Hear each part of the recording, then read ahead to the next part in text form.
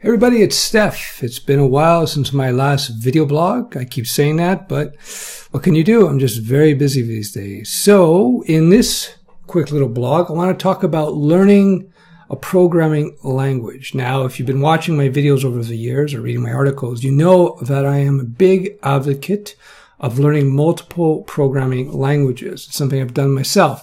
And the reason you want to do that is because by learning more languages, you get to compare and contrast how each language does things, and it will just improve your overall skill set. That being said, before I would jump into learning multiple languages, the first thing you need to do is to become pretty good, at least pretty good, or if not better than pretty good, in a language of your choice, whether it be PHP, Ruby, Java, whatever. And the reason I'm telling you this, it's because how should I put it? When you are an expert in one language, that level of skill that you've acquired, well, let's say you become an expert in PHP, where you're very comfortable with PHP, you understand object-oriented PHP, you understand MVC, you understand how to use frameworks, all this kind of stuff, and you understand the basics, at least the basics of design patterns. When you have that skill set in PHP, then I would say it's a good time to go learn another language, whether it be Ruby or Java or whatever or Python, whatever you decide what you want to learn. These days, in terms of server-side languages that operate on the server, if you want to be nimble and an opportunistic software developer, I would suggest PHP, Ruby, and Python. Those are languages I would suggest. There's nothing wrong with Java or .NET per se, but those are more enterprise level languages. That's if you want to go work for IBM or some huge business, some huge bank that uses one of those two server-side programming environments. Not my thing. It depends what you want to do. PHP, Ruby, Python, much more flexible. That said, by far and away, of course, PHP is the most widely used. Anyway, I'm off topic again. So why should you learn one language well before moving on to another? Because I got this from actually martial arts. Many years ago, I had been learning martial arts for a long time. So after about a decade of martial art training, I had been doing several styles. At some point, I'd be doing 2 or 3 styles at the same time. It'd be like Monday boxing, Tuesday wrestling, Thursday catch kembo, and so on. And what happened is after about 10 years of solid training, I became pretty good at several styles of martial arts, but I wasn't really an expert in anything. So what happened to me is that after a decade, I was a decent, well-rounded guy, but I wasn't an expert. I really wasn't up to that level of, quote, black belt, whatever that means, but I wasn't an expert. And so one of my teachers pulled me aside one day and said, Steph, you're a jack of all trades, master of none. Pick a style, master it, become an expert, really know it, and then what will happen is that it will raise the game of all the other styles that you're involved with. And it was hard for me to understand, but I went with him because this guy had a lot more experience than me. And I said, okay, I'll follow your teachings. And that's what I did. I picked a style, and I became an expert in that style.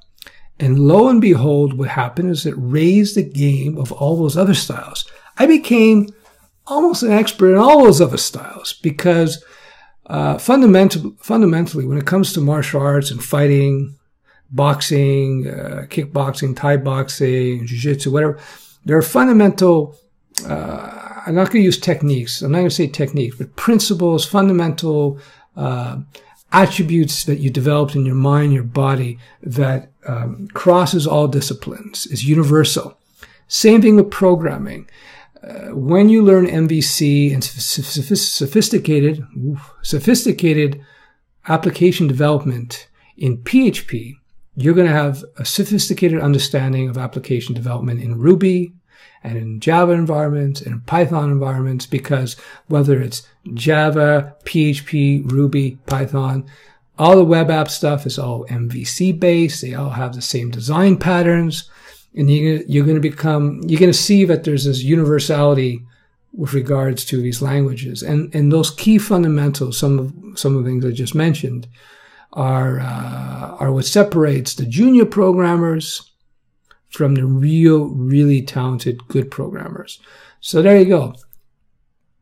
Learn multiple languages, but first pick one that's going to be your mainstay, your bread and butter for a while until you get to a level that you're really competent in. That being said, if you're in a web app environment, you're always going to have to be working with JavaScript at some point, to some degree.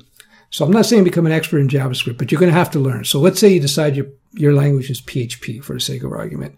You're going to have to learn some JavaScript because PHP and JavaScript go hand in hand in many respects. Well, JavaScript goes hand in hand with all the server-side languages, because when it comes to browser programming, it's all about JavaScript now. Now, JavaScript, recently, you can do some server programming, like on the web server with JavaScript, but it's still very much in its infancy, and I want to look at that. If you're looking at server-side programming, it's either PHP, Java, servlet-based stuff, Ruby, and Python. I just burped there, sorry. And that's it. Again, I'm a big advocate of learning PHP for all kinds of reasons I got into before. But just remember, 84% of sites, give or take, depending on where you get your statistics, run PHP. PHP is by far and away the most popular server-side scripting language out there, or programming language out there. And PHP is a very serious language. In the last 3 to 5 years, it's become very serious. It plays with the big boys. It has all the things that you want in a very sophisticated language. You got your MVC, you got your design patterns, you got your own frameworks, etc. So it's a good language to go with. Anyway, but they're all good. Ruby and Python, they do some stuff that's very eloquent that you don't see in PHP, built into the core language. Does it make you that much more productive? Probably not, but it's kind of cool.